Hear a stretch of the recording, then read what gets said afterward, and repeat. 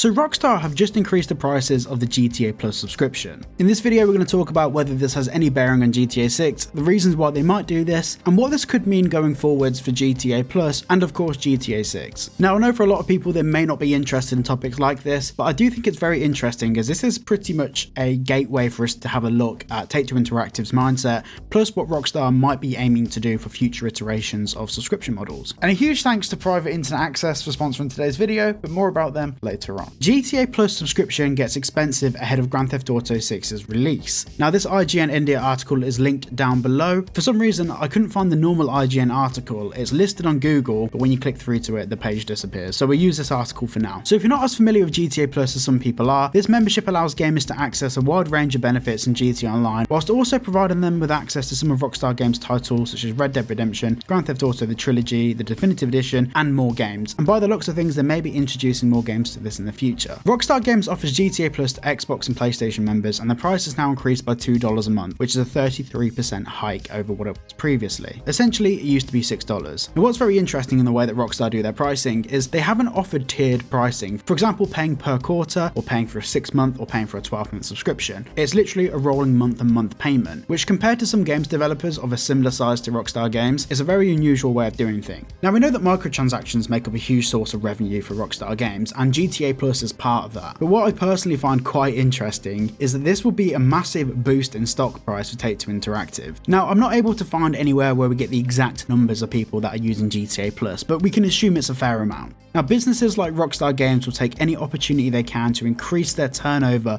by a fraction of a percent, maybe even 1% at most. But by introducing a 33% increase in the price of GTA Plus, overall in terms of Rockstar's annual turnover under the umbrella of Take-Two Interactive, that could increase Rockstar's turnover by a couple of percent. So overall, now's probably a good time to invest into Take-Two Interactive. I'm not an investment channel, don't take my advice, but I'm just saying, but by the looks of things, this could definitely increase the share price. However, on the same note, it could also encourage users to cancel their subscription. Now, $8 a month isn't a massive amount of money for a lot of people. So I find it very unlikely that people are going to cancel and lose some of the benefits they currently have for the sake of those extra $2 a month. And this is a prime example of how Rockstar Games have operated in the past. But before we get into that, let me tell you about private internet access. Now, internet privacy is very important. A lot of games out there use something called the P2P model, which is the peer-to-peer model, where effectively you're not playing on a server, you're connecting to someone else's console and their console's connecting to yours. And a prime example of this is GTA Online. Now the problem with this is it makes it very easy for people to access your IP address, so it's not very secure at all. But by using private internet access, you're adding a barrier between yourself and the other person's console. You can change your location to one of 50 US states or 91 countries. And this is especially important if you're in the US. You can change your location to a nearby state rather than having to ping your location to the other side of the world. So you can not only get really fast gameplay, but of course stay completely private in the process. Whenever I play in VR or even on my consoles online, I always use a VPN. So if you want to save yourself 83% off and get 4 months free, click the link down below. It's about $2.03 a month, which is an insanely good deal. So in the past, Rockstar have always operated on the edge of how far they can take things before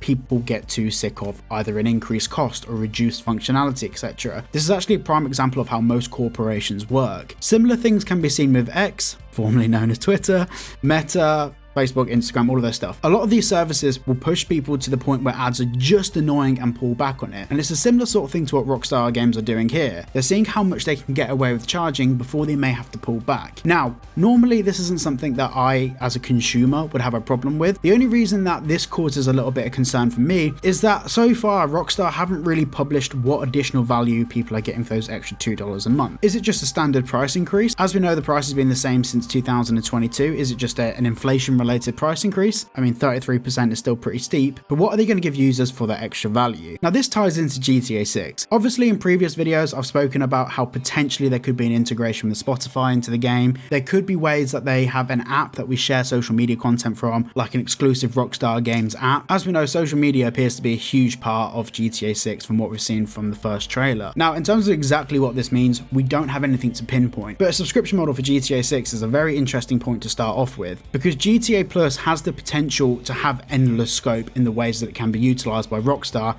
to give people more value. I'm hoping that this price increase is a sign of more value to come, not necessarily for future price increases to appear in the future. Now, something else that is a bit of a red flag for me personally anyways, is the fact that whenever we get new vehicles in GTA Online, it's at the expense of removing some other vehicles. I have noticed this in a few live streams. People are saying that they're seeing vehicles, because I'm playing on the PS4 Pro. Some people are saying they're seeing vehicles that they haven't seen in ages on the game, because these vehicles have been removed years ago from GTA. And then what's even more wild is that some of these vehicles are then introduced back into GTA Online in the future for a ridiculous price tag. This is effectively Rockstar falsifying demand. They're taking something away, making people want for it to come back, and then charging them a premium to do so. Now, obviously some people aren't going to be playing the game for 100 hours to make the money they need to buy these vehicles, so what do they do instead? They buy shark cards, and therefore it feeds the machine. Now, in my last video I spoke about some of the things that we can expect in GTA 6, and I'm hoping this is a cycle that with a new map, a new world, a new set of characters, a new set of vehicles,